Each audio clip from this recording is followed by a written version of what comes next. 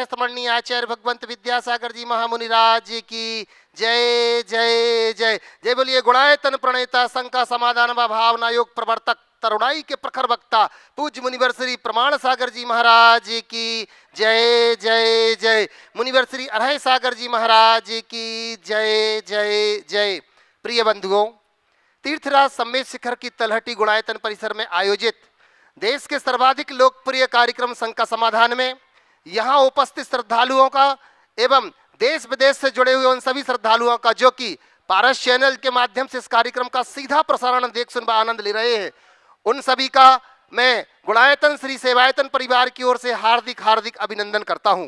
बंधुओं, यह कार्यक्रम प्रारंभ हो उसके पूर्व अपन चलते हैं प्रतिदिन की भांति पूज्य गुरुदेव के चरणों में वंदन करके आशीर्वाद की मंगल भावना को लेकर के। भो स्वामी नमोस्तु नमोस्तु नमोस्तु। बंधुओं, जैसे कि आपको विदित है कि गुणायतन का कार्य बड़ी ही तीव्र गति से चल रहा है, जिस कार्य के लिए अनेक लोग अपनी सहभागिताएं दे रहे हैं।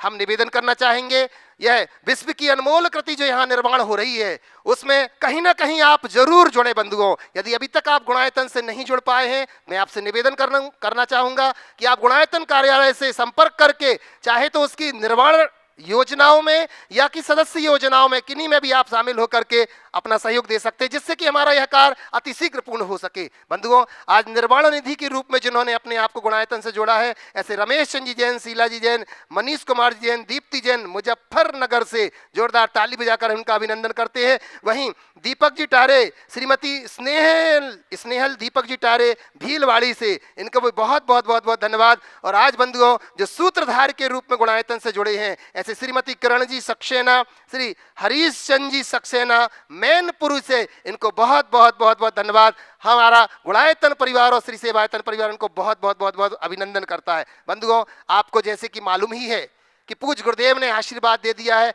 आगामी 10 मार्च से सिद्ध चक्र महामंडल विधान इसी स्थान पर कैसा अनूठा संयोग होगा बंधुओं कि अष्टानिक जैसा महापर्व सिद्ध चक्र विधान, सिद्ध क्षेत्र और प्रसिद्ध महाराज के सानिध्य में करने का सौभाग्य मिलेगा। बंधुओं, अनेक लोगों ने अपनी सहभागिताएं दी है बंधुओं, और बहुत सारे नाम हमारे पास आ चुके हैं जिनकी घोषणा मैं पूर्व में भी कर चुका हूं। अभी भी कुछ नाम आए हैं जिनकी उद्घोषणा भी मैं आपके सामने करूंगा, पर अभी अपन चलते हैं।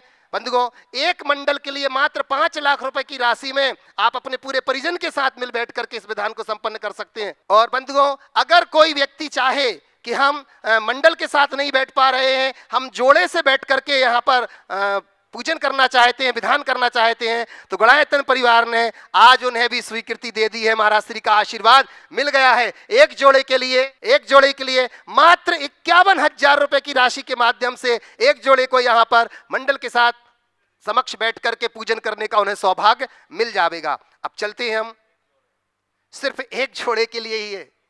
और बंधुओं, इसमें भी आपको बताऊं, ये जोड़े भी सीमित हैं, क्योंकि स्थान हमारे पास सीमित है, तो आप लोग शीघ्रता से अपने नाम की उद्घोषणा यहां करा सकते हैं, आप अपना स्थान निश्चित कर सकते हैं। हम चल रहे हैं पूज्य श्री के चरणों में नमोस्तु निवेदित करते हुए।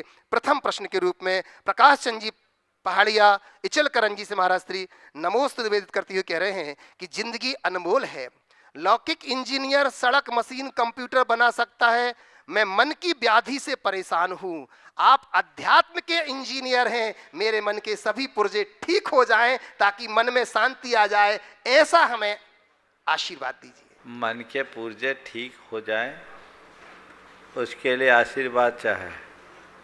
देखो, चीज़ों में तो पुर्जे होते हैं, शरीर में भी पुर्जे हैं, मन अपने आप में पूरा, उसमें कोई उसके पुर्जे नहीं है, मन के कोई अंश नहीं है, समझ गए।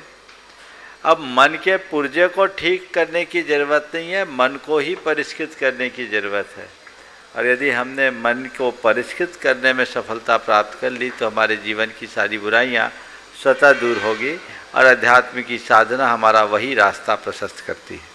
महेंद्र जी जैन पत्रकार इंदौर से नमोस्तु निवेदित करते हुए कह रहे हैं, महाराज श्री, समय को समझना और उनके अनुरूप कार्य करना समझदारी है, लेकिन समय को समय पर समझना जिम्मेदारी है।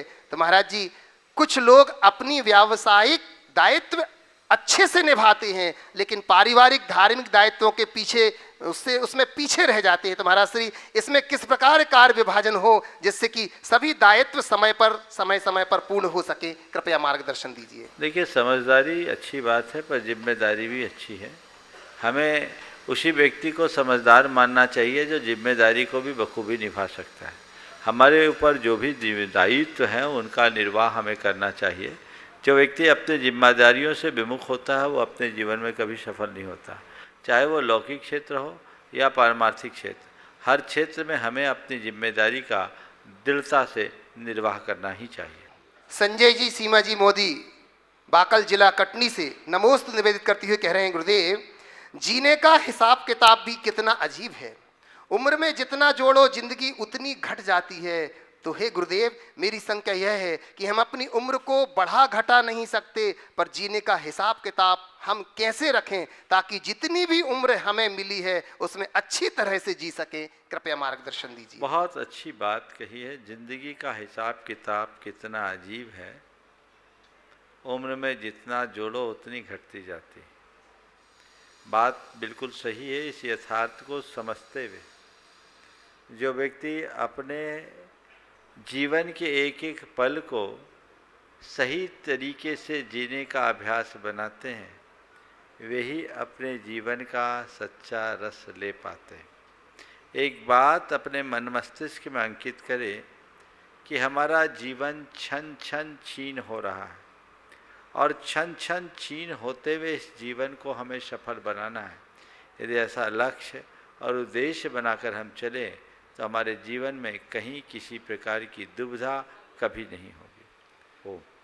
अनेक लोग अपने शंकाओं को महाराज श्री आपके चरणों में लेकर के आ रहे हैं। राजेश जी आरआई गोपालगंज सागर से नमोस्तु कहते हुए कह रहे हैं कि सेखी बघारना, मियाँ मिट्ठू बनना, स्वयं की प्रशंसा करना एवं अपने गोपनीय रहस्य किसी से प्रकट करना प्रायः हर व्यक्ति को क्षणिक आनंद तो देता है, पर क्या यह अपने आप के व्यक्तित्व को कमजोर साबित करने जैसा नहीं है गुरुदेव?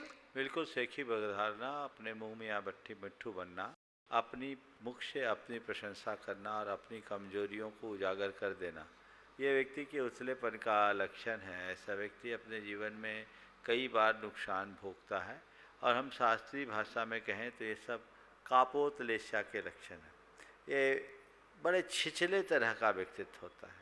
हमें ऐसे व्यक्तियों से बहुत दूर रहना चाहिए, सुरक्षित दूरी बना करके चलना चाहिए और स्वयं के जीवन में इस तरह के दोषों और दुर्बलताओं को कभी हावी नहीं होने देना चाहिए। तभी हम कहीं जाकर अपने जीवन में सही रस ले पाएंगे। अशोक जी गांधी अहमदाबाद से नमोस्तु करते हुए कह रहे हैं, गुरुदेव, देखने में आया है कि दुनिया में सबसे आसान काम है विश्वास खोना और सबसे कठिन काम है विश्वास पाना, और उससे भी कहीं कठिन है विश्वास को बनाए रखना। तो महाराज जी, मेरी जिज्ञासा यह है कि हम सभी के साथ विश्वास को बनाए रखने के लिए क्या करें जिससे कि हमारा विश्वास स्थायी बना रहे समाधान की? विश्वास खोना आसान काम है, कठिन काम है विश्वास पाना, और उससे भी कठिन काम है विश्वास बनाए रखना। तो अपने विश्वास को बनाए रखने के लिए क्या करें? बस कुछ मत करो, अपने विश्वास को अटल विश्वास रखो, अंधविश्वास से बचो और अविश्वास से बचो। जल्दी किसी पर विश्वास भी मत करो, अति विश्वास भी मत करो, पर अटल विश्वास रखो। जिसका विश्वास अटल होता है वो जल्दी किसी का विश्वास को तोड़ता नहीं। और हम जिसके प्रति भी विश्वास अपना जगह पाते हैं या जिसका भी हमारे प्रति विश्वास है, हमें ज़रूरी है कि हम उसके प्रति अपना आचरण और व्यवहार इस तरीके का करें कि वो विश्वास कभी खंडित ना हो। कदाचित विश्वास में कहीं कोई कमी हो तो भी हमें घबराना नहीं चाहिए। गुरुदेव का एक बहुत अच्छा हाइकू है, मत दिलाओ विश्वास लौट आता व्यवहार से। अपना व्यवहार अच्छा रखो, तुम्हारा विश्वास हमेशा कायम होगा। और विश्वास व्यवहार अगर बिगाड़ोगे तो विश्वास जरूर खोएगा। खोए हुए विश्वास को लौटा पाना बहुत मुश्किल होता है। इसलिए अपने विश्वास को बनाए रखना है तो हमें हर पल अपने व्यवहार को ठीक बनाकर चलने की आवश्यकता और अपेक्षा है। दीपक जैन गाजियाबाद से नमोस्तु करते हुए कह रहे हैं, गुरुदेव, मेरी शंका यह है कि जीवन में कोई भी चीज़ इतनी जल्दी नहीं बदलती जितनी जल्दी इंसान की नीयत और नज़रिया बदलता है। आज के समय में दुख में ना कोई रिश्तेदार और ना कोई मित्र साथ देता है, जब अपने जीवन में व्यस्त है तो क्या जीवन के सभी कार्य सुख दुख अकेले घर वालों के साथ ही रह करके देखे जा सकते हैं? बस धर्म के साथ लेकर के चलने से क्या अकेले जीवन जिया जा सकता है? कृपया मार्गदर्शन दीजिए। देखिए, धर्म का साथ है तो फिर उसे किसी की अपेक्षा ही नहीं, आवश्यकता ही नहीं।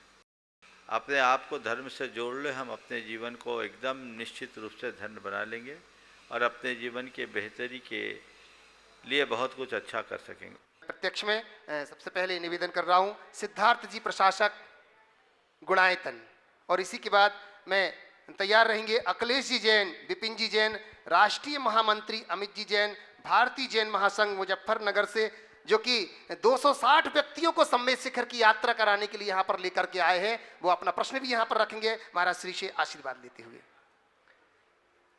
विराजमान साक्षात द्वय मुनिराजों के पावन चरणों में कोटि कोटि प्रणाम। नमोस्तु महाराज जी, नमोस्तु महाराज जी, नमोस्तु महाराज जी।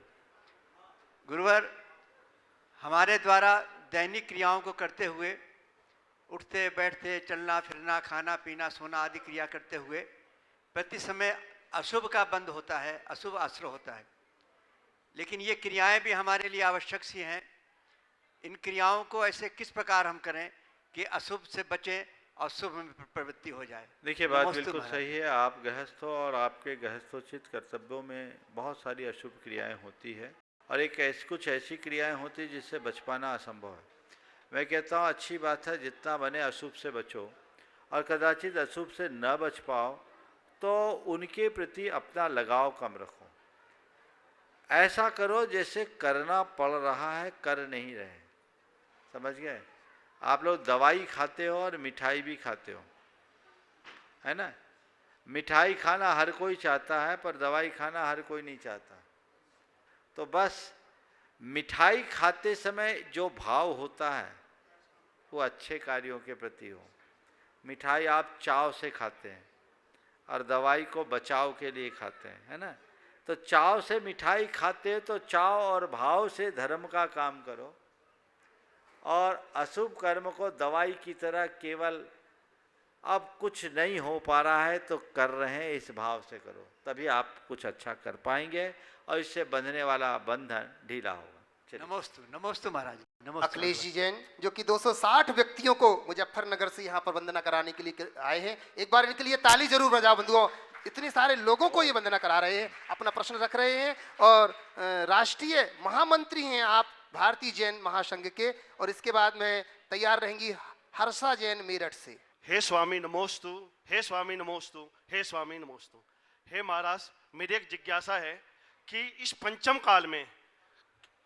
काल में क्या जीव अपना कल्याण कर सकता है? हमें मालूम है कि कल्याण करने के लिए रत्नत्रय धारण करना होगा, परंतु इस पंचम काल में इतनी सहन शक्ति नहीं है कि हम इस चीज रत्नत्रय को धारण करके अपना कल्याण कर सके।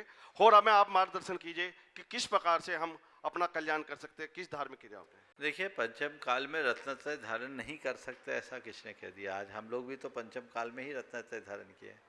हर कोई कर सकता है। मनुष्य के हृदय में अगर निष्ठा की प्रबलता हो तो देश काल की सीमाएं उसके लिए कहीं बाधक नहीं बनती। समझ गए? पंचम काल के अंत तक रत्नत्रय का मार्ग होगा। और आपने कहा हमारे पास सहनन कम है, तो इतना ही कम सहनन नहीं है कि आप रत्नत्रय अंगीकार नहीं कर सको। आप ये कहोगे हम तो गृहस्थ हो गए, अब क्या करें? तो मैं ये कहूँगा हमारे 24 में से 19 तीर्थंकर पहले गृहस्थ बने, बाद में साधु बने। तो ये बहानेबाजी बंद करो, जहाँ रास्ता मिले वहाँ निकलो। अपनी गृहस्थी की जिम्मेदारी को पूरा करते ही मोक्ष मार्ग पर आगे बढ़ने का संकल्प लो, तो रास्ता खुलेगा। जो अपने लक्ष्य के प्रति समर्पित रहता है वो अपने जीवन को एक नई ऊंचाई दे देता है, और जिसका लक्ष्य ही उथला होता है वो केवल बहाना बनाते रहता है। धर्म के मार्ग में चलो। कदाचित रत्नत्रय को अंगीकार नहीं कर सकते, अनुव्रतों को अंगीकार करो।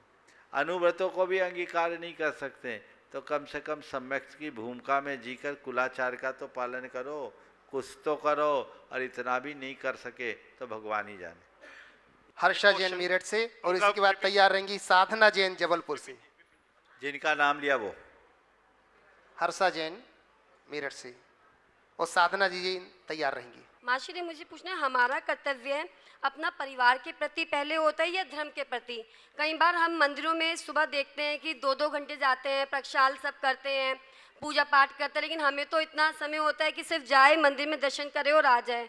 तो लेकिन ज़्यादा समय देते हैं तो अपने परिवार के कर्तव्य जो को पूरा नहीं कर पाते। मैं ऐसे लोगों से एक सवाल करता हूँ जिनको पारिवारिक जिम्मेदारियों के कारण मंदिर का समय कम दिखता है, क्या वो और दूसरे काम नहीं करते दिन भर में? केवल परिवार की जिम्मेदारियां देखते हैं, कभी मूवी देखते हैं उस समय परिवार की जिम्मेदारी कहाँ चली जाती? सोशल मीडिया में घंटों एक्टिव होते हैं उस समय परिवार की जिम्मेदारी कहाँ चली जाती? किटी पार्टियों में जाते हैं तब परिवार की जिम्मेदारियों का सवाल क्यों नहीं आता? घूमने फिरने के लिए जाते हैं तब परिवार की जिम्मेदारियों का सवाल क्यों नहीं आता? क्या परिवार की जिम्मेदारी केवल मंदिर के लिए आड़े आती है? बात को बहुत अच्छे से समझने की ज़रूरत है। जो मनुष्य जवाबदार और निष्ठावान होता है वो सब जिम्मेदारियों को पूरा करता है और उसमें सफलीभूत होता है। मैं एक स्थान पर था, हमारा भोजपुर में चातुर्मास हुआ। भोपाल से प्रतिदिन एक बस आती थी और कुछ लोग वहाँ से नियमित आते थे जितने दिन हमारा प्रवास हुआ। और वहाँ से बस आती थी 8:30 बजे, 8 बस खुलती थी, 9:30 बजे पहुँचती थी। वे लोग आते थे, आहारचर्या में सम्मिलित होते थे और 12 बजे हम लोग जब सामायिक में बैठते थे उसके बाद जाके 1 बजे पहुंचते थे। यानी लगभग 8 बजे से 1:30 बजे तक का उनका कार्यक्रम होता था। एक व्यक्ति ने, जो कुछ लोग आते थे तो उसके एक व्यक्ति ने उसके पति से कहा कि तुम्हारी धर्मपत्नी भी रोज़ जाती, तुम मना नहीं करते? उसने जो जवाब दिया वो आप सबको ध्यान में रखने के। उसने कहा मैं क्यों मना करूं, वो 3 बजे से उठ कर के अपना पूजा पाठ जाप स्वाध्याय सब करती है, हम लोगों का टिफिन बना देती है, हमको ऑफिस भेज देती है, बच्चों को स्कूल की तैयारी कर देती है और फिर अपना टाइम करके आ जाती है। मैं क्यों रोकूं? और मैं तो एक ही बात जानता हूं, जब से वो महाराज के साथ जुड़ी उसकी सारी दवाइयाँ छूट गई। टाइम को मैनेज करो। अगर तुम्हारे लिए धार्मिक संयोग मिल रहा है, समागम मिल रहा है तो लाभ उठाओ। उधर जो फालतू का समय उसे बचाओ। अगर 1 घंटा 2 घंटा मुझे धर्म के कार्य में लगाने का अवसर मिल रहा है, लगाओ, अच्छे से लगाओ, पर देखो जहां समय फालतू जा रहा है उससे बचाओ। समझ गए? टाइम मैनेजमेंट आना चाहिए। मैं तो एक ही बात जानता हूं, समय का अभाव केवल उनके लिए होता है जो अस्त व्यस्त होते हैं। समय का अभाव उनके पास नहीं होता जो व्यस्त हैं। समय का अभाव उनके पास होता है जो अस्त व्यस्त है। व्यस्त रहो, मस्त रहो, अस्त व्यस्त मत रहो। अपने टाइम को इस तरीके से मैनेज करो कि इसी 24 घंटे में सब कुछ हो जाए। हाँ, कुछ लोग ऐसे होते हैं जो सब कुछ भूल करके एक ही काम में लग जाते हैं। मैं उसका समर्थन नहीं करता। कुछ ऐसे भी प्रकरण मेरे पास आए, बच्चे हैं घर में हैं, तुम तो अपना बना लो खा लो, ये ठीक नहीं। आप अगर घर में हैं तो घर की जिम्मेदारियों का भी निर्वाह होना चाहिए और अपने समय को आप प्रबंधन इस तरीके से करना चाहिए ताकि आप अपने धार्मिक कार्यों को भी अच्छे से संपन्न कर सकें। साधना जी जैन जबलपुर से, और इसी के बाद तैयार रहेंगी अनुष्का सेठी लंदन से। जबलपुर से मेरे परिवार की ओर से नमोस्तु नमोस्तु नमोस्तु। महाराज जी, मेरा कल का प्रश्न है कि मूक माटी के परिप्रेक्ष्य में मैं स्वाध्याय कर रही तो उसमें मौन से बड़ा कौन है, आस्था या श्रद्धा? कल का आपका सवाल खड़ा है, मौन से बड़ा कौन है, आस्था या श्रद्धा? देखिए, मैं तो एक ही बात कहूँगा, जिसके हृदय में श्रद्धा होती है मौन उसके भीतर ही घटता है। और ये मौन केवल वाणी का मौन नहीं, मन का मौन होना चाहिए। तो मैं ये कहूँगा, श्रद्धा के अभाव में मौन प्रकट नहीं होती। अब रहा आस्था, तो पहले श्रद्धा और आस्था, इन दोनों शब्दों में हमें अंतर समझना चाहिए। दोनों में ऐसे देखा जाए तो समान अर्थ दिखते हैं, लेकिन यदि हम गहराई से देखें तो दोनों में मौलिक अंतर दिखता है।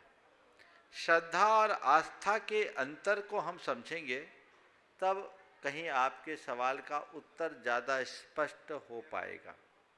श्रद्धा क्या है? किसी को अपना आदर्श बनाकर हृदय के आसन पर बिठा लेना श्रद्धा है। किसी को अपना जीवनादर्श बनाकर हृदय के आसन पर बिठा लेना श्रद्धा है, और किसी को के प्रति विश्वास भरी दृष्टि से देखना आस्था है। आस्था टिके कोई जरूरी नहीं, श्रद्धा टिकती है। और एक बात और, आस्था हर किसी से हो सकती है, पर श्रद्धा किसी के ऊपर ही होती है। इसलिए इन दोनों में अंतर है। आपने पूछा आस्था और श्रद्धा से मौन बड़ा या ये, तो मैं कहूँगा बिना श्रद्धा के मौन नहीं सकता। अनुष्का जी सेठी, और साथ ही साथ मैं बुलाऊंगा मंजू जी सेठी औरंगाबाद से। बंधुओं, ये हमारे गुणायतन के नी से जुड़े हुए शिरोमणि संरक्षक महामंत्री कन्हैया लाल जी की पोती है। अपना प्रश्न रख रही है। मैं मंजू जी सेठी से भी निवेदन करता हूं कि आप भी साथ में आ जाएं, एक साथ दोनों के प्रश्न, और इसके बाद तैयार रहेंगे। बोलो। नमस्ते रीना जैन, मौजपुर वाली। जी, मैं जॉब करती हूँ, तो मैं जीवन में हर चीज़ से अभी खुश हूँ, पर मुझे हमेशा आगे बढ़ने की और अच्छी चीज़ें करने की चाह होती है। तो जीवन में संतोष कैसे पाया जाए? जॉब करते हैं, आगे बढ़ने की इच्छा और चाह होती है, तो संतोष कैसे पाया जाए? अहम सवाल है। देखिए, जॉब करना, आगे बढ़ना, ये बुरी बात नहीं है। अब रहा सवाल संतोष रखने का, तो जॉब करो, प्रयास भी करो। अगर आप पूरी तरह से संतोष रख कर के बैठ जाओगे तो आगे नहीं बढ़ पाओगे, ये भी सच है। लेकिन मेरा कहना है, जॉब करते वक्त संतोष रखना बहुत ज़रूरी है। उस अर्थ में मैं संतोष का अर्थ थोड़ा हट के रखता हूँ, वो है धैर्य, पेशेंस। मन में रहने वाला पेशेंस भी संतोष का ही एक रूप है। हम कार्य करें, अच्छे परिणाम की अपेक्षा भी रखें, पर उसको लेकर अधीर न बने। अधीरता में आकुलता होती है, मन बेचैन हो जाता है। ऐसे लोग प्रयास कम करते हैं, परेशान ज़्यादा। हमारा लक्ष्य स्पष्ट होना चाहिए। हम काम करें, पूरी मेहनत और लगन से करें, अपना सर्वश्रेष्ठ दें, सर्वश्रेष्ठ पाने की भावना भी रखें, पर परिणाम को लेकर परेशान ना हो, अधीर ना हो। धन्यवाद। रीना जैन, मौजपुर दिल्ली। मंजू, अच्छा, मंजू जी। हाँ, नमस्ते महाराज जी, नमस्ते महाराज जी, नमस्ते महाराज जी। महाराज जी, मेरा प्रश्न ये है कि मेरे दोनों बच्चे विदेश में रहते हैं, पर मैं जब विदेश जाती हूँ तो मैं थोड़ा वहाँ के रंग में रम जाती हूँ। तो मेरे को बहुत धर्म, मेरे को खराब ही लगता है कि मैं धर्म को अपना पूरा फॉलो नहीं कर पा रही हूँ। तो मुझे ऐसा कुछ बताइए कि मैं वहाँ जाके अपने धर्म को निभा सकूँ। मेरे संपर्क में ऐसे बहुत सारे लोग हैं जो विदेश में जाके यहाँ से अच्छा धर्म करते हैं। हाँ, वही तो। अभी यहीं पर सिंगापुर से कपिल है, प्रमोद है, ये लोग आए हुए हैं, इनका पूरा परिवार आया हुआ था। हो तो सभा में थोड़ा खड़े हो जाओ भाई, हैं यहाँ उपस्थित। हाँ हाँ, ये लोग वहाँ इतना धर्म करते हैं और ये कहते हैं कि वहाँ हमको ज़्यादा अच्छा वातावरण मिलता है। नहीं, मैं 1-2 महीने के लिए जाती हूँ, इसलिए तो बोल रहा हूँ आगे जाके थोड़ा लंबा सोच रहूँ। बदलो। मैं क्या बोल रहा हूँ, आप जब जाती हो ना तो बच्चों से मिलने के लिए जाती हैं, हाँ, और थोड़ा सा वहाँ का मज़ा लेने का मूड लेकर जाती हो, तो फिर वही करती हो। लेकिन यदि आप अपना मन इस तरीके से बनाओ कि मुझे वहाँ जाना है, बच्चों के साथ रहना है, मैं रहूँ, बच्चों के साथ खुशियों के क्षण भी बिताऊं, लेकिन साथ साथ अपना धर्म भी पालूं, क्योंकि जीवन बहुत दुर्लभ है। मेरे जीवन का मकसद केवल मज़ा और मस्ती नहीं है, मौज मज़ा मस्ती से आगे भी कुछ है जो मुझे पाना है। अगर आपकी प्राथमिकता बदलेगी तभी जीवन का रंग ढंग बदलेगा। हर मनुष्य को अपने जीवन की प्राथमिकता बदलनी चाहिए। नमस्ते महाराज जी। रीना जी के पहले हिया सेठी अपना प्रश्न रख रही हैं, और फिर रीना जी मौजपुर दिल्ली से। नमोस्तु महाराज जी। महाराज जी, जैसे मैंने अभी ब्रह्मचर्य व्रत लिया हुआ है, तो अब मेरे को जैसे कोएड स्कूल में जाना है, तो मेरे को बस ये जानना है कि मैं नियम का वहाँ पे कैसे पालन कर सकूँ। बहुत अच्छी बात है, तुमने ब्रह्मचर्य व्रत ले रखा है और ये लेना ही चाहिए। मैं तो सभी बच्चों से कहूँगा, विवाह के पहले सभी को ब्रह्मचर्य रखना चाहिए, और जो विवाहित हो चुके हैं उन्हें विवाहेतर संबंधों का परित्याग करना चाहिए। ये हमारी मर्यादा है, समझ गए? ये बहुत ज़रूरी है, इसके बिना हम समाज की मर्यादा को सुरक्षित नहीं कर पाएंगे। तुम एक लड़की हो, किसी लड़की का सबसे बड़ा धन उसका सील होता है। अब आगे जाकर के को एजुकेशन में जाओगी, जाओ, लेकिन अपनी बाउंड्रीज का ख्याल रखना। हमारी जो लिमिट्स है हमें उसे किसी भी हाल में क्रॉस नहीं करने देना। चाहे कोई भी हो, लड़का हो या लड़की, उसे हमें अपने जीवन में कितना प्रवेश देना ये समझ अंदर में होनी चाहिए। तभी कोई व्यक्ति अपने आप को सुरक्षित रख सकेगा। जिसके अंदर ये समझ होती है वे सुरक्षित रहते हैं, और जो इस समझ से शून्य होते हैं उनकी स्थितियाँ विषम हो जाती हैं। तो अपने आप को बचाने का यही तरीका है, अपने संकल्प में दिल रहो और उस रास्ते पर चलो। रीना जैन मौजपुर दिल्ली से। और इसी के बाद मैं बुलाना चाहूँगा हमारे बीच में आयुष जी, अदिति जैन जयपुर से। बंधुओं, 2 दिन पूर्व ही इनका विवाह हुआ और विवाह के बाद पूज्य गुरुदेव के चरणों में आ गए। ये हमारे संगस्थ ब्रह्मचारी सारांश भैया जी के भैया हैं। ऐसा ग्रस्त भी होना चाहिए। हाँ। आएंगे, वो अपना प्रश्न रखेंगे। द्वे मुनिराज के चरणों में कोटि कोटि नमोस्तु मेरे परिवार की तरफ से। मेरा प्रश्न है गुरुजी, उगते सूरज और दौड़ते हुए घोड़े के चित्र लगाने से प्रगति नहीं होती है। प्रगति के लिए सूर्योदय से लेके शाम तक घोड़े की भांति दौड़ना पड़ता है। हम क्या प्रयास करें जिससे कि हमें सूरज की तरह उगना ना पड़े और घोड़े की तरह दौड़ना ना पड़े। बहुत अच्छी बात आपने की है।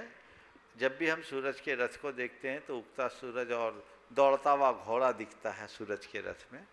और आजकल कुछ ऐसा बन गया है कि आप ऐसा घर में लगाओ तो प्रगति होगी। बिल्कुल सही कहा है कि इस तरह के चित्र लगाने से प्रगति नहीं होगी। ये एक प्रतीक है, उगता हुआ सूरज और दौड़ता हुआ घोड़ा। अगर आप घर में उसका चित्र लगा रहे तो केवल इसलिए कि सूरज उगने से ही दौड़ना शुरू कर दो। सतत प्रयास करो। वस्तुतः जो सतत प्रयास और पुरुषार्थ करता है वही उपलब्धियों के शिखर तक पहुंच पाता है। प्रमादी व्यक्ति को, आलसी व्यक्ति के जीवन में कोई भी उपलब्धियां नहीं होती। तो जीवन की परम उपलब्धियों को अर्जित करना चाहते हैं तो सतत चलते रहें, सतत चलते रहें, सतत चलते रहें। चरय वैती की उक्ति को जो चरितार्थ करते हैं वे ही जीवन में सही अर्थों में सफलीभूत हो पाते हैं। नमोस्तु गुरुवर। आयुष अदिति जी जयपुर से। और द्वे मुनि राजों के चरणों में बारंबार मेरे परिवार की तरफ से बारंबार नमोस्तु नमोस्तु नमोस्तु। मेरी शंका यह है महाराज जी कि सोना रखने के लिए तो लॉकर मिल जाता है और पैसे रखने के लिए बैंक मिल जाता है, पर दिल की बात, अपने मन की बात रखने के लिए वे सच्चा इंसान बड़ी मुश्किल से मिलता है। वो कैसे मिले, और अगर मिल जाए तो उसे अपने पास कैसे सजा कर रखें? अपने सोना रखने के लिए लॉकर और पैसा रखने के लिए बैंक, दिल की बात रखने के लिए एक नेक इंसान कैसे मिले? मैं तो एक ही बात कहता हूँ, दिल में ऐसा कुछ रखो ही नहीं कि किसी रखने के लिए किसी के परहेज करना पड़े। दिल को साफ रखो तो कोई बात नहीं है। समझ गए? दिल की बात किसी से कहने के लिए व्यक्ति का चुनाव उसी ही को करना पड़ता है जिसके दिल में कुछ और होता है। दिल को साफ रखो, स्वच्छ रखो, ताकि उसे कहीं भी रख सको, कोई दिक्कत नहीं। आप सोना और पैसे को खुले नहीं रख सकते, लेकिन दिल को खुला रखा जा सकता है। एक बात और बताऊं, सोना और पैसा को कोई लूट ले तो चीज़ें ख़त्म होती है, लेकिन दिल को कोई लूट ले तो और कुछ पाया जा सकता है। जो दिल लूटते हैं और दिल लुटाते हैं वो शहंशाह होते हैं। इसलिए दिलदार बनिए, दिल लगी मत कीजिए। क्या कह रहा हूँ? दिलदार बनिए, दिल लगी मत कीजिए, दिल को साफ कीजिए, साफ दिल बनिए, साफ गोई मत बनिए। नमोस्तु महाराज श्री, नमोस्तु। आयुष जी, अदिति जी, और इसके बाद तैयार रहेंगी नेहा रूपल जैन खेकड़ा से। ये अपना प्रश्न रखे, उसके पूर्व महाराज जी एक परिवार के लिए आपसे आशीर्वाद चाहूंगा। ऑनलाइन लोग सुन रहे हैं कि मंडल कहीं पूरे ना हो जाएं, तो एक मंडल की सूचना और हमारे बीच में आ गई। महाराज श्री सुरेश कुमार जी, रेखा जी, सिद्धार्थ जी कुमार जी, पूजा जी जैन बाबरिया दोटला वाले, रामगंज मंडी, चांदमल जी जैन, संतोष भाई जैन धानोतिया, झातला प्रीति, अंकित जी, अनायसा जैन हरसौरा इंदौर से, और प्राची अंकित जी जैन गोधा कोटा, अनिल कुमार जी, मैना जी जैन ठग बोरा से, इस परिवार से भी इन्होंने, जो कि गुणायतन के संरक्षक भी हैं। जोरदार ताली बजाकर हम इनका अभिनंदन करते हैं और उनके पूरे परिवार की ओर से महाराज श्री के चरणों में कोटिचा नमोस्तु कर रहे हैं। प्रश्न रखेंगे आयुष जी, अदिति जी। ओ, उनको आशीर्वाद। हाँ बोलिए। नमोस्तु महाराज, नमोस्तु महाराज। हल्देनिया परिवार एवं पाटनी परिवार की तरफ से आपको बारंबार नमोस्तु। मेरा अभी 10 फरवरी को ही विवाह हुआ है, तो मैं आपसे ये जानने की इच्छुक हूँ कि गृहस्थ जीवन के क्या क्या कर्तव्य हैं। बहुत अच्छी बात है। मेरे तो सबसे बड़ी प्रसन्नता ये है कि 10 तारीख को फेरे लगे और 12 तारीख को यहाँ आ गए। ये बहुत उत्तम बात है। हमारे शास्त्रों में ऐसा विधान है कि विवाह के दिन जो हमारे विवाह की व्यवस्था है, किसी पुण्य आश्रम में विवाह करना चाहिए, सिद्ध प्रतिमा की साक्षी में विवाह होना चाहिए, जो शास्त्रों में लिखा है, और विवाह के दिन उपवास करना चाहिए, उपवास पूर्वक विवाह का संस्कार करना चाहिए, और विवाहोपरांत पहले कोई तीर्थ यात्रा और गुरु की वंदना करनी चाहिए, फिर अपने गार्हस्थ्यिक जीवन की शुरुआत करनी चाहिए। आप लोगों ने ये किया है, निश्चित ही आपके सुखमय मंगलमय दाम्पत्य जीवन का आधार बनेगा। सबसे पहली बात आपने पूछा है विवाहोपरांत हमारा क्या कर्तव्य होना चाहिए। मैं विवाहोपरांत होने वाले कर्तव्यों की चर्चा करूं। प्रश्न बहुत मौलिक है, सभी के लिए उपयोगी है, थोड़ा लंबा उत्तर दूंगा। जिन लोगों का नाम छूटेगा कोसना मत, है ना। ये इसलिए ज़रूरी है कि पहले हम ये जानें कि हमारे विवाह का उद्देश्य क्या है। आप लोगों ने विवाह किया किस लिए किया, थोड़ा बता पाएंगे? शायद नहीं बता पाएंगे। क्यों? अधिकतर लोग तो यही सोचते हैं कि विवाह कर लिए, विवाह करने के लिए कर लिए, बड़े हो गए, उम्र हो गई, माँ बाप ने कहा बेटा आप बड़े हो गए शादी कर लो, सो कर लिए, है ना। नहीं, विवाह के 3 मौलिक उद्देश्य हैं, जिसमें सबसे पहला उद्देश्य है धर्म संपत्ति, धर्म की प्राप्ति। हमारे यहाँ विवाह को क्या बोलते हैं? धर्म विवाह। और जिसको लेकर आते हो उसको क्या बोलते हो? धर्मपत्नी। धर्मपत्नी मतलब क्या है? इस शब्द को समझो। हमारे यहाँ मैरिज नहीं है, हमारे यहाँ शादी नहीं है, हमारे यहाँ धर्म विवाह है। मतलब धर्म के लिए विवाह,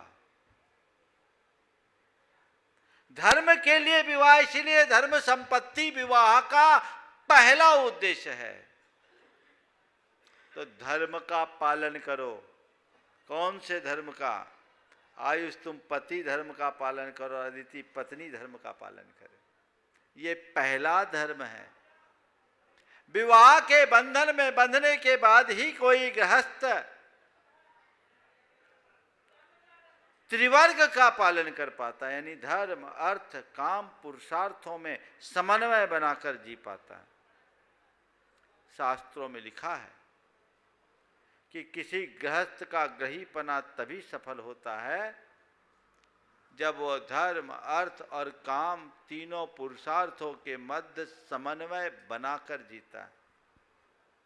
शास्त्रकार लिखते हैं त्रिवर्ग संसाधन मंत्रेण पशुभिरायु निफलम नरस्य। जो व्यक्ति धर्म अर्थ काम इन तीनों पुरुषार्थों के मध्य समन्वय नहीं बना पाते, उनका जीवन पशुओं की तरह निरर्थक हो जाता है। तो धर्म, अर्थ और काम, इन तीनों पुरुषार्थों का ठीक रीति से निर्वाह होना चाहिए, जो तुम्हारे विवाह का पहला उद्देश्य है। समझ गए? प्रथम उद्देश्य इसका दृढ़ता से अनुकरण और पालन हो, अपने धार्मिक कर्तव्यों का भी, गार्हस्थ्यिक जिम्मेदारियों का भी और व्यापारिक जवाबदेही का भी। तीनों का अच्छे से निर्वाह हो तो जीवन आगे बढ़ेगा। तो पहला धर्म संपत्ति, दूसरा उद्देश्य है प्रजा उत्पत्ति, और तीसरा रति है, जिसे तीसरे नंबर पर रखा। समझ गए? आज तीसरा ही मुख्य हो गया, बाकी सब गौण। अब तो लोग शादी के बाद भी बच्चे नहीं चाहते और धर्म से तो दूर हो ही जाते हैं। ये चीज़ें ठीक नहीं हैं। आपने पूछा है हम विवाह के बंधन में बंधने के बाद अब क्या करें, तो बस धर्म ध्यान के साथ अपने जितने भी गार्हस्थ्यिक जिम्मेदारियां हैं, पारिवारिक जिम्मेदारियां हैं और अन्य सामाजिक दायित्व हैं, उनका निर्वाह करते हुए जीवन को आगे बढ़ाओ। धर्म, अर्थ और काम पुरुषार्थों में समन्वय बनाकर चलो। आशीर्वाद। नेहा रूपल जैन केकड़ा से, और इसी के बाद तैयार रहेंगे कपिल प्रियम सिंगापुर से। महाराज श्री नमोस्तु नमोस्तु नमोस्तु। महाराज श्री, मैं ये पूछना चाहती हूँ कि हम मंदिर जी में बैठ के जाप करते हैं, लेकिन हमारा ध्यान इधर उधर भटकता है, तो हम अपने मन पे कैसे नियंत्रण करें? ये बताओ, जाप किस लिए देते हैं? अपने मन पर नियंत्रण करने के लिए। तो जब जाप करते हैं अपने मन पर नियंत्रण करने के लिए जाते हैं। जब मन इधर उधर भागता है तो मन को बोलो, देख मैं यहाँ आई किस लिए हूँ, तू क्यों भाग रहा है, तेरी बात मैं सुनूंगी, अभी मेरे साथ जाप दे। कभी मन से बात करती हो जब मन भागता है तो? ईमानदारी से बोलना, शायद नहीं। मन भागता है तो मन के साथ तुम भी भाग जाते हो, है ना? बस मन भागे, मन के साथ तुम मत भागो। तुम अपने आप को रोके रखो और मन को बुलाओ, आओ अभी मेरे साथ जाप दे दो। जब जाप पूरी हो जाएगी तब तुम्हारी बात सुनूंगी। एक प्रयोग करके देखो और एक संकल्प के साथ, जब तक मन लगा के जाप पूरा नहीं हो उठूंगी नहीं। एक दिन मन को सजा दे दो ना, मन कहेगा चलो तो फिर कल देख लेंगे। नहीं, तेरी बात बाद में, अभी तो जाप, अभी भगवान से बात करनी है, अभी मुझे जाप देनी है, तेरी बात बाद में। मन लौटता नहीं, मन को लौटाना पड़ता है। समझ गए? धन्यवाद महाराज श्री। हाँ, मन का काम मत करो, मन से काम लो मोक्ष। गुरुदेव का हाइकू है, मन का काम मत करो, मन से काम लो मोक्ष।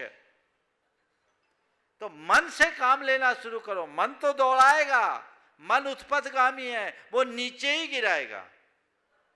हमें गिरना नहीं है, चढ़ना, ऊपर उठना है। ऐसा उद्देश्य और मकसद अपना बन जाए तो देखो जीवन में कैसा आनंद आता है। हाँ, नमोस्तु महाराज श्री, नमोस्तु महाराज श्री, नमोस्तु महाराज श्री। महाराज श्री, मेरा प्रश्न ये है कि किसी वस्तु का त्याग करना और दान करना, इन दोनों में क्या बड़ा है? त्याग और दान, त्याग और दान में अगर पूछो तो मैं कहूँगा त्याग दान से बड़ा है, क्योंकि दान अंश का होता है, त्याग सर्वस्व का होता है। सब कुछ का त्याग किया जाता है। दान तो क्या है, समझ गए? हम लोग जो वस्तु का दान करते हैं वो भी पूरा हो तो अंश दान नहीं, अंश दान तो दान होता है, अंश त्याग दान होता है, सर्वांश त्याग ही त्याग होता है।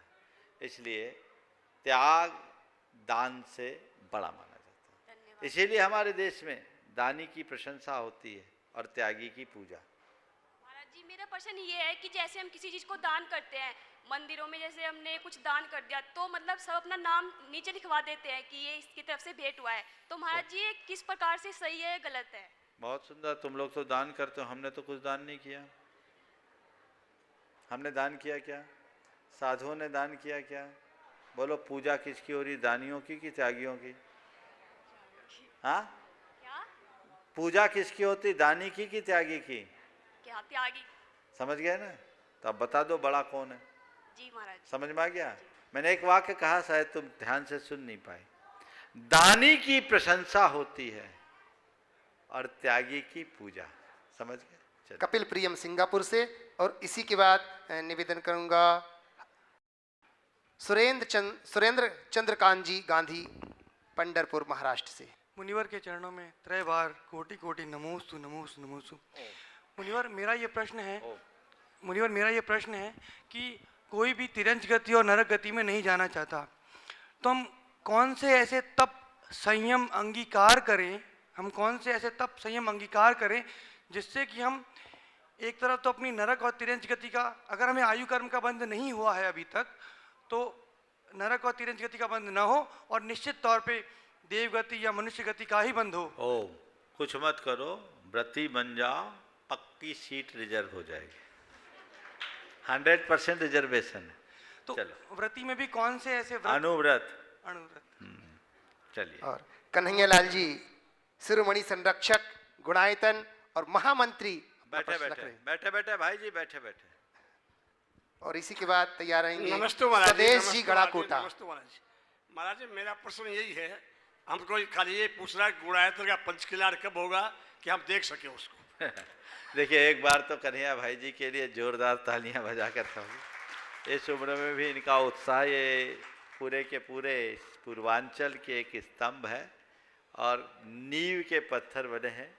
आपने बहुत लंबी सेवाएं दी और आज भी दे रहे हैं। शरीर क्षीण होने के बाद भी मन इनका मजबूत है और इनके मन में एक ही बात होती है कि हम गुणायतन का पंचकल्याणक देख पाएंगे कि नहीं देख पाएंगे। बिल्कुल निश्चिंत रहो, जरूर देखोगे। कदाचित, मेरी बात सुनो, ध्यान से सुनना, देखोगे, हिम्मत रखो। पर मैं कोई भविष्यवक्ता तो नहीं हूँ, पर मैं इतना जरूर कहूँगा कि आप देखोगे। समझ गए? देखोगे। कदाचित तुम्हारी आयु पूरी हो गई तो देवता बन के देखोगे, पर छोड़ोगे नहीं। समझ गए ना? तो देखना है, हमारे दिल में बसा, उसको देखना और दिखाना है। पर ये मत सोचो कि मैं चला तो नहीं जाऊंगा। मनुष्य के हृदय में जीवेशना होनी चाहिए, मृत्युएशना नहीं। हाँ, आयु पर किसी का जोर नहीं है। मैं अपनी नहीं बोल सकता, तुम्हारी क्या गारंटी लो? बोलो। इस बात का दावा थोड़ी कर सकता हूं कि प्रतिष्ठा मेरे कर कमलों से ही हो। अरे मैं रहूंगा तब तो। किसी का कोई पता नहीं। हमने तो बचपन से ही सुना और सीखा है, राजा राणा छत्रपति हाथी के असवार, हम मरना सबको एक दिन, अपनी अपनी बार। समझ गए? पर भाई जी, मुझे ऐसा लगता अभी आपके लिए वहाँ वैकेंसी नहीं है। ऐसा लगता है, पता नहीं क्यों लगता है, लेकिन लगता है। इसलिए निश्चिंत रहिए, लगे रहिए और पूरी टीम जी जान से लगी है। मुझे लगता है सब कुछ ठीक ठाक रहा तो अगले वर्ष ये समय भगवान की प्रतिष्ठा का सब देखेंगे और 12 महीने में आप उन सब को पूरा कर दें जो समाज में एक मिसाल बने। स्वदेश जी गड़ाकोटा। और तैयार रहेंगी विधि जैन प्रतिभा स्थली की बिटिया जबलपुर तिलवारा से। शायद आज उसका जन्मदिन भी है, कह रही है। आ जाए। द्वाई मुनिराजों के चरणों में त्रैवार नमोस्तु। महाराज से मेरा प्रश्न है कि जिन्हें सपने देखना अच्छा लगता है, उन्हें रात छोटी लगती है, और जिन्हें सपने पूरा करना अच्छा लगता है उन्हें दिन छोटा लगता है। ऐसा क्यों महाराज जी? बिल्कुल ठीक है। जिन्हें सपने देखना अच्छा लगता है उन्हें रात की नींद अच्छी लगती है, और जिन्हें सपना पूरा करना होता है उन्हें दिन भी छोटा लगता है। बिल्कुल ठीक है। मैं ऐसा कहता हूँ,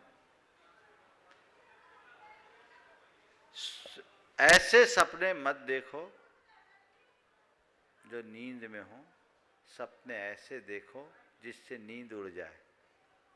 समझ गए?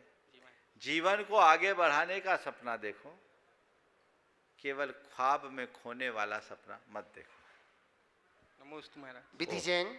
और इसी के बाद विपिन जैन गद्दे वाले, जो कि उपाध्यक्ष हैं भारतीय जैन महासंघ की। नमोस्तु भगवान जी। मैं आचार्य गुरुदेव विद्यासागर जी महाराज के प्रतिभा स्थली में अध्ययनरत एक छात्रा हूँ। मेरी शंका यह है कि हमारे शास्त्रों में लिखा है कि रात्रि भोजन निषेध है, क्योंकि उससे जीवों की हिंसा होती है। पर आज तो विज्ञान भी इसका प्रमाण दे रही है कि आपने सोने से पहले सोने के 2-3 घंटे पहले ही भोजन करें, जिससे कि आपका भोजन सुचारू रूप से पच सके। पर कुछ लोग ऐसे हैं जो इन दोनों बातों को ही नकारात्मक मानते हैं। ऐसे लोगों को क्या कहें? जो नकारात्मक मानते हैं तो उनको कोई उत्तर भी दूंगा तो नकारात्मक ही लगेगा। लेकिन ये तो प्रयोग सिद्ध चीज़ें हैं। ऐसे लोग अगर अपना प्रयोग करें और देखें, दिन में भोजन करने का अभ्यास करें और खुद उसको धर्म की दृष्टि से नहीं, केवल अपने शरीर और मन में पड़ने वाले प्रभाव को ध्यान में रखकर करें, तो वो पाएंगे कि हमारे दिन में भोजन करने से हम कितने हेल्दी, कितने फिट और कितने खुश रहते हैं। ये चीज़ें समझना चाहिए। ऐसे लोगों को अक्षय कुमार का वो वीडियो दिखाना चाहिए जो आज से 5-6 साल पहले उन्होंने जारी किया था, जिसमें उन्होंने कहा एक सुपरस्टार होने के उपरांत भी ये कहा कि मैं शाम को 6:30 बजे के बाद न कुछ खाता हूँ न पीता हूँ। और उनका बहुत अच्छा तर्क था कि हम रात में अगर खाना खाकर सोते हैं तो सोते समय हमारा पूरा बॉडी तो रेस्ट पर रहते हैं, लेकिन पेट को रेस्ट नहीं मिलता, जबकि हमें पूरे पेट को भी रेस्ट मिलना चाहिए। आजकल तो इस पर बहुत शोध हुआ। एक इंटरमीडिएट मील की बात आई है कि व्यक्ति को 2 भोजन में करीब 7 घंटे का अंतराल होना चाहिए, 7 से 8 घंटे का अंतराल। जो लोग रात में खाते हैं वो ठीक नहीं है। बल्कि हाँ, इतना जरूर कहूँगा, रात्रि भोजन त्याग का मतलब केवल खाने का त्याग नहीं होना चाहिए। आपने भोजन तो छोड़ दिया, लेकिन अटर सटर बहुत खाते हो, वो आपके लिए नुकसानदेह है, वो अनहेल्दी है, वो धर्म की दृष्टि से भी ठीक नहीं है। इसलिए मैं सभी से सलाह दूंगा, रात में अगर आप भोजन छोड़ने का आनंद लेना चाहते हैं तो रात में कुछ भी मत खाओ। चारों प्रकार के आहार का त्याग करो। उतना नहीं कर सकते तो कम से कम इतना करो कि रात्रि में मैं फल भी लूँगा तो प्रोसेस नहीं लूँगा, सीधे लूँगा। एक आध फल खा लिया, दिन में भोजन नहीं कर पाए तो रात में खाए। पेट को आधार देने के लिए एक केला खा लिया, सेब खा लिया, एक गिलास दूध पी लिया, आधार बना लिया। थोड़े से ड्राई फ्रूट खा लिया, पानी पी लिया, आधार बना लिया, रात निकाल दिया।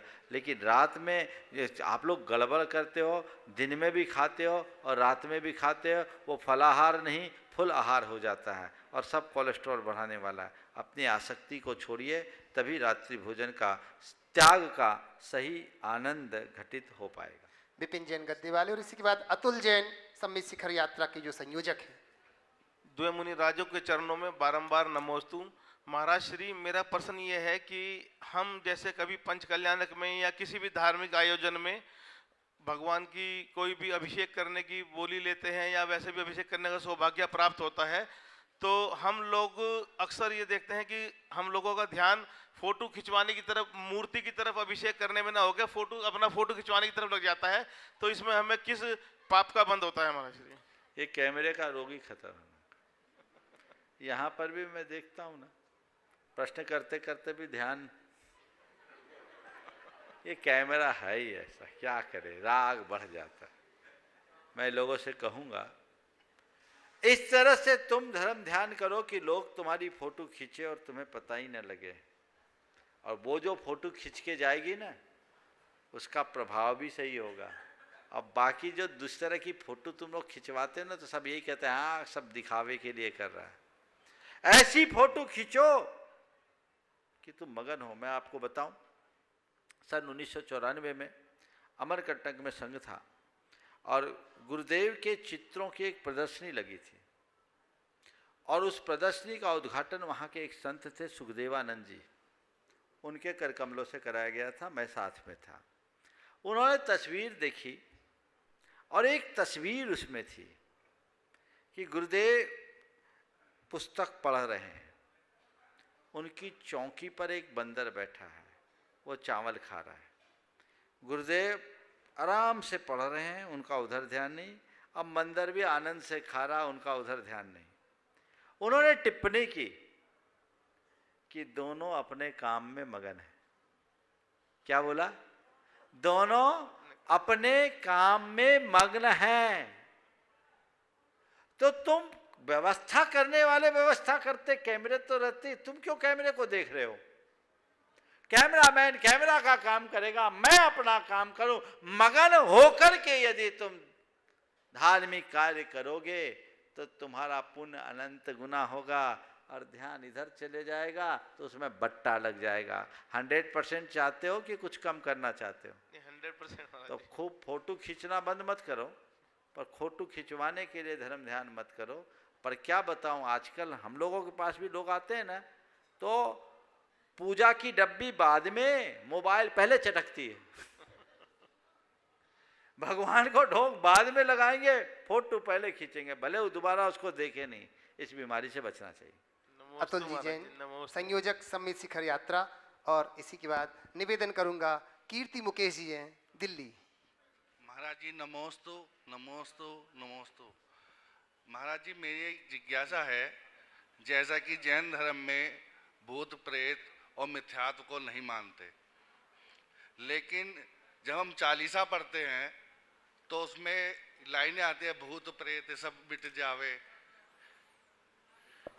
देखो, भूत प्रेत लोगों के मन का, भूत प्रेत को मैं बता रहा, हमारे जैन धर्म, मैं खुद इन चीजों में विश्वास नहीं रखता। मेरी बात तो आप तो प्रश्न समझ गया ना, अब उत्तर सुन लो। सच्चे अर्थों में मुझसे पूछो तो मैं भी विश्वास नहीं करता। भूत प्रेत कुछ नहीं, मन का भूत ही सबसे बड़ा भूत है। लेकिन अब मन के भूत को भगाने के लिए भी तो कुछ खटकर्म करना पड़ता है। तो ये जितने लोग इस तरह के कर्म करते हैं, वो उनके साइकेट्रिक प्रभाव उन पर पड़ता है, तो लगता है कि ठीक हो गया। मेरे पास ऐसे बहुत सारे प्रसंग आए, मैंने अनेक बार इस विषय में अपना अभिमत भी प्रकट किया है, आज उसे दोबारा दोहराना नहीं चाहता। लेकिन मन मजबूत हो तो तुम पर कोई भूत हावी नहीं होगा, समझ गए? मन का भूत ही सबसे बड़ा भूत है। हाँ, ये बात सही है कि आगम में भूत व्यंतर की चर्चा है, पर वो अपने कामों में बिजी है, आपके पास आने की फुर्सत उनके पास नहीं है। हर छोटी बड़ी बातों को भूत व्यंतरों से जोड़ लेना ठीक बात नहीं है। ज़्यादातर साइकेट्रिक प्रॉब्लम होते हैं। मैं एक स्थान पर था, एक परिवार, जिस परिवार में 5 डॉक्टर थे। उनके घर की एक बहू अपने भाई के यहाँ शादी में गई, गर्मी का समय था, लौट कर आई एकदम एबनॉर्मल, बाल खोल ले, मुझे तो बस दीक्षा लेना है, मेरी तो अब बस बहुत थोड़ी समय की ज़िंदगी रह गई, मुझे दीक्षा लेना है, मुझे दीक्षा लेना है, और पटांग हरकतें करे। मेरे पास लेकर आए, उनके हस्बैंड भी डॉक्टर थे। मैंने देखा, उनकी हिस्ट्री का पता किया। बात ये थी कि उनकी अपने भाई से पटती नहीं थी। शादी में 3 दिन न ढंग से खाई पी न सोई। मैंने कहा गर्मी चढ़ गई डॉक्टर साहब, कहाँ लग रहे, जो भूत व्यंतर कुछ नहीं है, आप तो एक काम करो, इनको ठंडी ठंडी चीज़ें खिलाओ, संतरा का जूस पिलाओ, मौसमी का जूस पिलाओ, और डॉक्टर को किसी साइकेट्रिक को दिखाओ, और मन को संभालने के लिए एक शांति विधान और कर लो। 15 दिन में सब भूत उतर गया। भूत प्रेत कुछ होता नहीं है। जितने केस होते हैं उनमें मुझे तो आज तक भूत प्रेत के कुछ नहीं दिखे, दिमाग का भूत जरूर दिखा है। ओम। मैं ये जरूर बोलूँगा कि मैं निषेध नहीं करता भूत प्रेत के अस्तित्व का, पर मैंने एक वाक्य कहा, भूत प्रेत होते हैं पर उनकी इतनी फुर्सत नहीं कि वो आपकी सेवा में आए। चलिए, नमोस्तु महाराज। फौजी पुत्री कीर्ति मुकेश जी जैन, दिल्ली से। और बंधुओं, बरौत से श्री नीरज जी जैन, श्रीमती आदेश जी जैन, माता श्रीमती लक्ष्मी जैन सपरिवार, इन्होंने निर्वाण दान के लिए 11,000 रुपए की राशि समर्पित की है, उनको बहुत बहुत धन्यवाद। नमोस्तु गुरुदेव। गुरुदेव, आपने अपने प्रवचन में बहुत बार मोह और प्रेम के विषय में बताया। अगर किसी गृहस्थ को अपने व्यवहारिक जीवन में किसी व्यक्ति विशेष के प्रति स्वयं का अवलोकन करना हो कि मोह है या प्रेम, तो उसके पैरामीटर क्या होने चाहिए? मोह और प्रेम का पैरामीटर आपने पूछा है।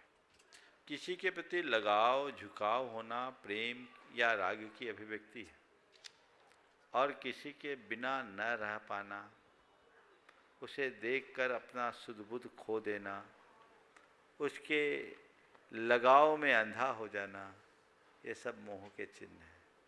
इसलिए हम लोग बोलते हैं, फैले प्रेम परस्पर जग में, मोह दूर ही रहा करे। इस उक्ति को हमें चरितार्थ करना चाहिए। बंधुओं, समय आप सबका हो रहा है। कुंडलपुर का महामहोत्सव प्रारंभ होने वाला है। आप सब उसमें उत्साह के साथ जुड़े और आनंद ले, और आने वाले अष्टानिका का भी भरपूर लाभ उठाएं। बोलिए परम पूज्य आचार्य गुरुवर श्री विद्यासागर जी महाराज की ओम।